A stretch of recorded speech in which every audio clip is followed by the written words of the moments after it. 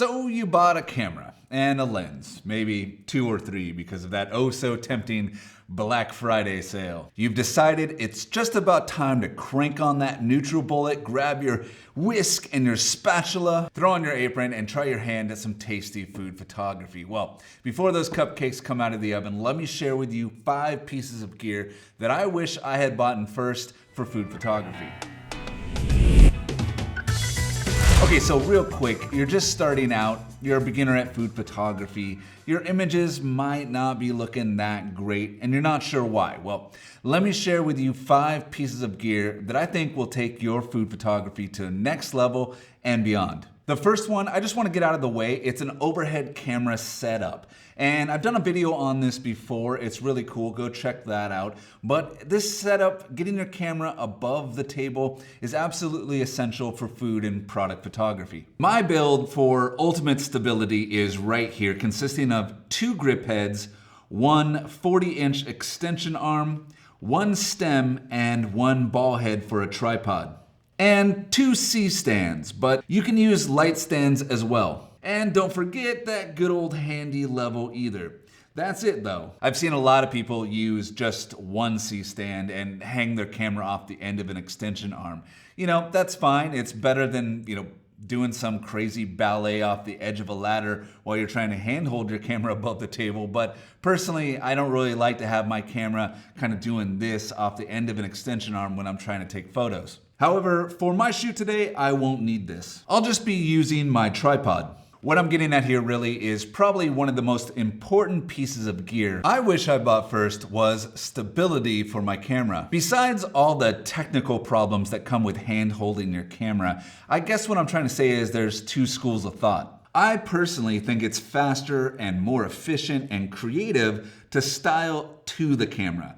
Compose the scene while I'm looking through the frame. Then picking up my camera and walking around hunting for a good composition, hoping that what I built on the table looks good on the camera. Number 2 is diffusion or diffusion paper, or a white bed sheet, or a curtain, or baking paper, just something to diffuse the light. And by light, I mean light. Whether it's natural, constant light, studio strobes, flash, what have you, you're gonna wanna have a great light source. And then preferably diffuse that light source, unless you're going for that hard light, commercial poppy look. But throw in that diffuser and it just softens everything up while maintaining that contrast. For this shot though, I'm gonna be placing a softbox on it. If you're wondering why, check out last week's how-to video about lighting glass. Number 3 is a USB tether cable for connecting your camera to your computer or your laptop. They make a bunch of them. I prefer Tether Tools 15-foot orange cables. They work great, they're bright, and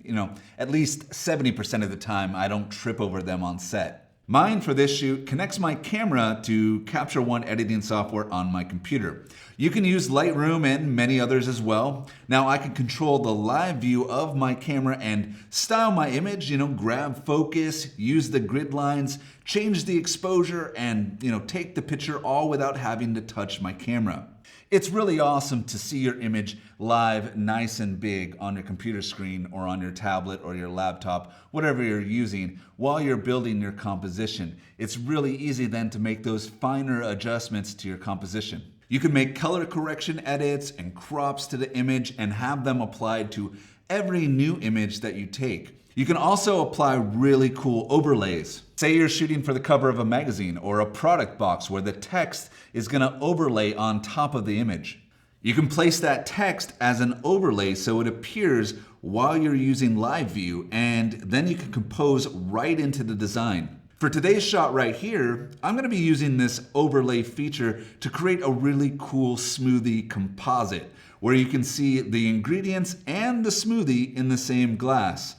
I'll take the first image of the raw ingredients inside the glass, then I'll export that, save it as a JPEG, and then bring it in as an overlay to perfectly line up the next glass with the smoothie. Number 4 is a styling kit. You have a camera kit with your camera, your lenses, your lights, and all that good stuff, but you also need a styling kit where you have brushes and tweezers and spray bottles and glue and makeup pads and all that crazy stuff, because you're not just a photographer,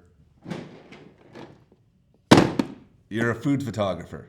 In my styling kit, I have a few different paintbrushes for applying oil or water for meats and such things like that. I have some tweezers for placing and pulling out tidbits of food, some clay for balancing things out, makeup wedges for leveling out buns or pancakes or resting product on, some spray bottles for adding drops and condensation on drinks and bottles.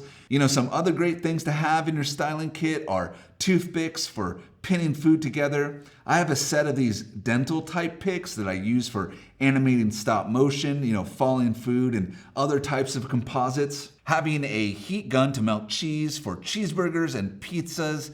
Food coloring, glycerin, matte spray, these are all really important, and the list could go on, but the most important part is to have a nice organized food kit ready to go for your shoot. Okay, so last but certainly not least is to have some creative tools. They're just as important as technical tools. And what I mean by that is, if you want to be a food photographer, before you buy a camera, before lights, before all the gear, you should really get yourself some magazines, some cookbooks, some food photography inspiration. A mood board loaded up with images that you would like to create or have in your portfolio. You need some art around you to inspire you to create, so you can dissect it, reverse engineer it, and get those creative juices flowing. This is the image that I was creating today while I was going over these 5 tools. And this image was actually inspired by something that I saw in this smoothie magazine that I picked up a few months ago. And funny enough, it says, "Get inspired" right on the cover. But my point is, you'll never grow as a photographer or an artist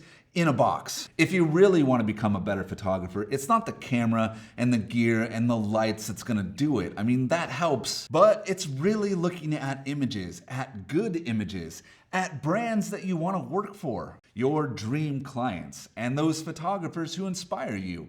And then create that. That's the first piece of gear that I had as a food photographer and always will have. I mean, seeing, magazines like this on the shelves at the grocery store and looking through inside of them and thumbing through the pictures, that was the first piece of gear that I had, which inspired me to buy all the rest.